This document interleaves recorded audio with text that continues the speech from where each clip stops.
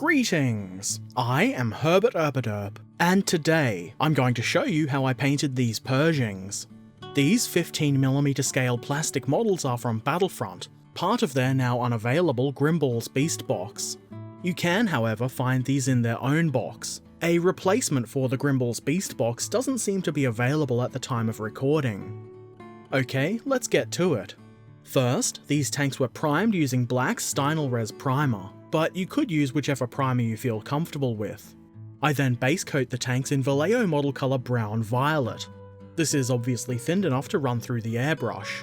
I build this up in a couple of layers to get a nice solid coat on all of the areas that are supposed to be green. I then spray a highlight from above. In this I've mixed 1 part model colour buff into 3 parts Brown Violet. It's kind of subtle, but it does make the top of the tank look slightly faded.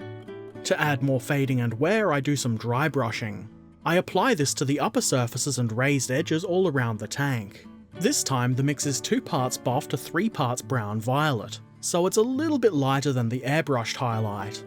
These mixtures aren't gospel, of course. If you're doing this and you're not quite satisfied with how it's looking, you can always adjust the mix. The dry brushing I'm doing here is quite rough, and it does create a slightly scratchy look rather than a neat straight edge where the highlights are applied, which I think looks more natural. It's not too dramatic or anything like that, but it does help bring out the details just a little bit. I follow this with another dry brushing. This time the ratio is closer to a 50-50 mix of buff and Brown Violet. Again, not a precise ratio. I apply this fairly lightly and only on the upper surfaces of the tank, just to add a little bit of extra variation.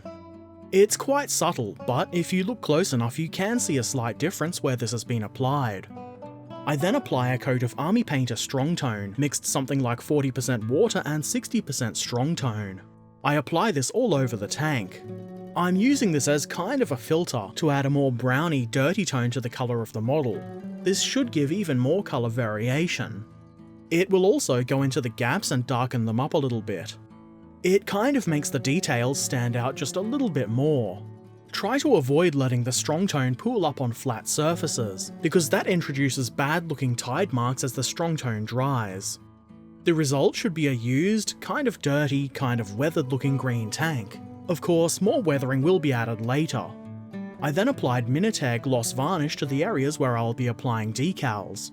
I did a little bit of googling for information about markings for these tanks, but I decided to just follow the example on the Flames of War site, which seems reasonable to me. The decals were a little bit less than cooperative, particularly the stars on the engine deck, which is why you'll see one of these with a solid circle around the star while the others have the broken up circle. They were frustrating enough that I decided to omit the number that should be on the side of the tank's hull. Oh well, what matters is I got some stars on and they look reasonable enough. Moving right along, I add some chipping. As you can see, I'm using a piece of packaging foam to apply this. I do this more or less the same each time I apply chipping, and if you want to know more about the technique, I've made a quick tips video about it. There's a link in the description and a card in the upper right corner of the screen now. The mix here is roughly 60% model colour black grey and 40% model colour mahogany. Of course, that's not an exact ratio. I do like to kind of eyeball this. Sometimes it needs a tiny bit more or less of one of the colours. In this case, I figured I might add a touch of Model Air Light Grey, just to see how much difference it might make, and I would say that it was negligible.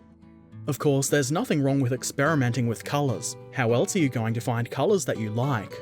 I was trying not to, but I think I went a little bit overboard with this chipping. It's pretty easy to get carried away. After this, I use the same colour mix with a fine brush to add in a few light scratches here and there. I also use this to try and add bits of chipping where the foam just couldn't reach. I then paint the tracks. For this, I use model colour black grey. I use a fairly wide brush to apply this to the bigger areas and in and around the road wheels. Don't forget to paint the underside of the upper section of tracks. This is a little bit easier if you've left the side skirts off your Pershings. Of course, don't forget to paint the spare track links on the side of the turret, if you did include them. This is easy enough. Obviously, just try to avoid painting the green parts of the turret with the grey. I kind of wondered if they might paint these green when repainting the tank, just painting right over the spare track links without removing them. Seems like a way to speed up the process anyway. Maybe they did that, maybe they didn't. Either way, I think painting them grey breaks up the mostly green model and makes it look a little bit more interesting. I used the same colour to paint the rubber tyres on the idler and road wheels. I used a smaller brush for this, with the hopes that it would be easier to do neatly. I also painted the return rollers in much the same way. I was trying to be neat with this, but you can see I was a little bit messy around the rim of the wheels. It is fixable though. I carefully repaint the rims with model colour brown violet. The rim part is raised away from the tyre part, which does make it fairly easy to paint without hitting the surrounding areas. This kind of works as a highlight, and I think it makes the wheels pop a little bit. I do the same with the return rollers too, just to make them a bit more neat looking. Next, I apply Army Painter Dark Tone to the tracks. This is mixed roughly 3 parts dark tone to 1 part water, so it's not too thin. I apply this fairly heavily to the tread detail. I'm not worrying too much about being neat there, though when I apply it to the inside of the tracks I'm a little bit more careful. I avoid painting it onto the road wheels. I want those to be a different colour later on. I also apply this to the grills on the engine deck. This should help them stand out more and look like they've actually got some depth to them. When that's dried, I apply a dry brushing with the black grey. Often I would use a lighter grey for this, but I figured I might just see how it looks with the black grey first. It's a little bit more subtle than I usually do, but you can see a little bit of highlighting happening there. The brush I'm using here is a makeup brush, a contouring brush in fact. It seems quite good for dry brushing. There will be a quick tips video about this soon, so keep an eye out for that. Of course, don't forget to apply this dry brushing to the spare track links too. They don't want to be left out. Next, I painted the machine guns with my black primer. Somewhere around this time I managed to break the barrel off one of the pintle-mounted machine guns, which is a bit silly. I would not recommend doing that. Not to worry though, I replaced it with a piece of brass rod, and then I paint over it. Good thing this happened before painting these guns. It wasn't too much of an issue to repair, and there's no repainting when you haven't really painted yet. As I painted the top of the ammo box black, I immediately realised that I shouldn't have, but having done that little bit, I figured I might as well paint the entire thing black. I'm trying to be as neat as I can with this. Regular paint is able to be removed to some degree, but this primer will make a bit of a mess if it gets in the wrong place. Fortunately, I managed to be fairly neat. I then go over the MG ammo boxes with brown violet. This should end up looking a little bit less weathered than the rest of the tank, which makes sense to me. I'm not really sure if these should be the same colour as the tank or what, but I'm not too fussed with it really. Next, I paint the exhaust pipes here in model colour Mahogany Brown to give them a sort of rusty base colour.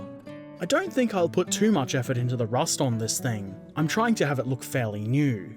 I left this colour to dry and then I apply some undiluted dark tone to the exhausts. This is just to darken things down a bit and add some extra depth, especially in the openings of the pipes.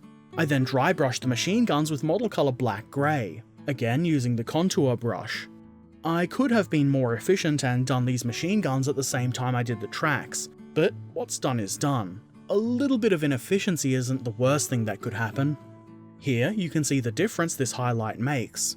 I then apply a coat of Miniature gloss varnish to protect all the acrylic paint I've applied, before I start with the enamels.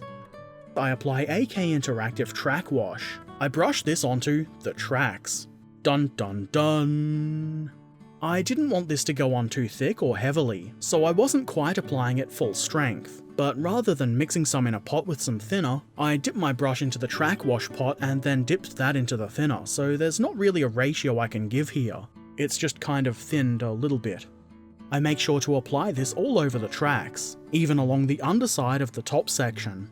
I make sure to avoid getting this on the road wheels, though I do allow a little bit of the track wash to get amongst the bolts on the wheel hubs.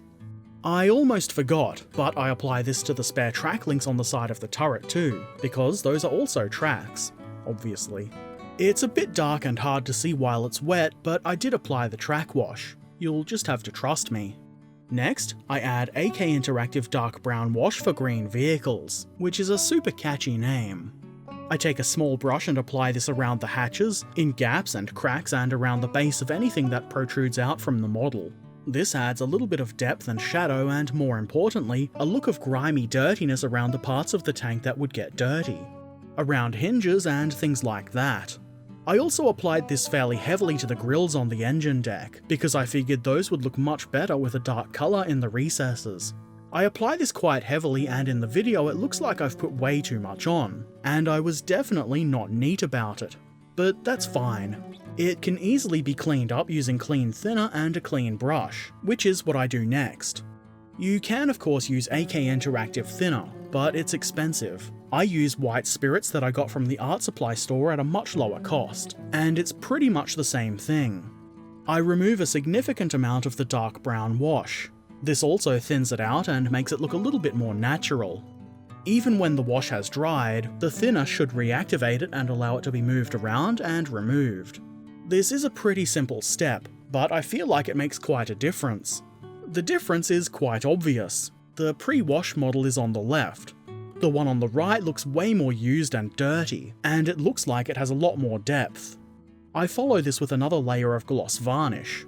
I then figured I might as well try using AK Interactive rain marks for NATO tanks, instead of the dark streaking grime that I would normally use here. This is obviously not a NATO tank, but that shouldn't really matter. I apply this in much the same way as the streaking grime would be applied, streaking down the vertical and angled parts of the tank.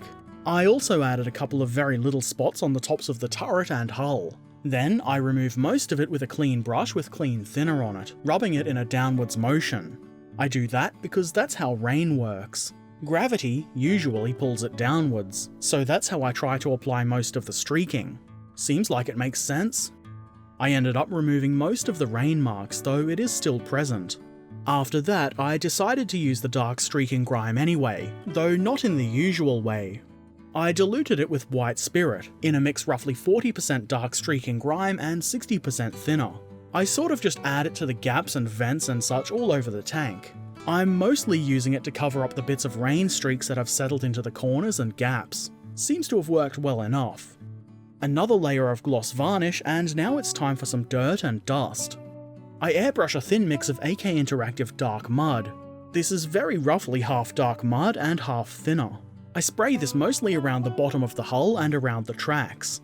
I try to spray fairly lightly. It does take more coats to start seeing it, but I feel like it's better to build this up slowly than to just dump way too much of it on in one go. Next, we go a little bit lighter with Summer Kursk Earth, also from AK Interactive.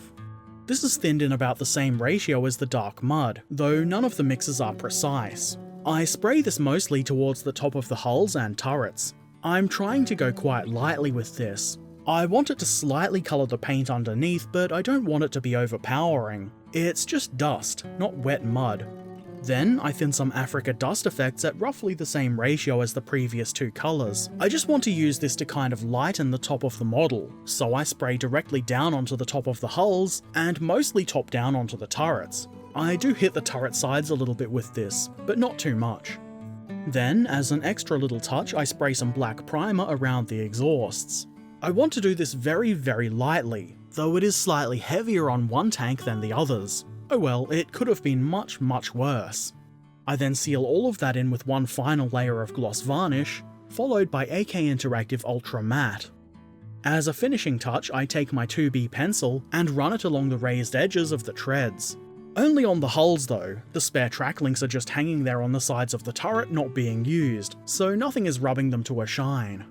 And that's it. 3 Flames of War Pershing tanks are painted and ready for battle. I'm pretty happy with the result, but I can see some flaws and things that I'm not super happy with. And that's okay.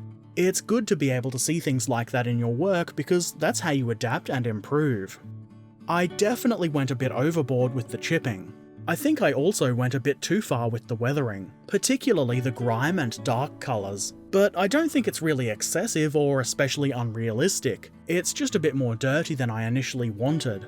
When I began painting these, I was aiming for fresh, newer looking vehicles. After all, the Pershing showed up late in World War II, and probably shouldn't look as beat up as the Shermans these tanks are going to be fighting alongside.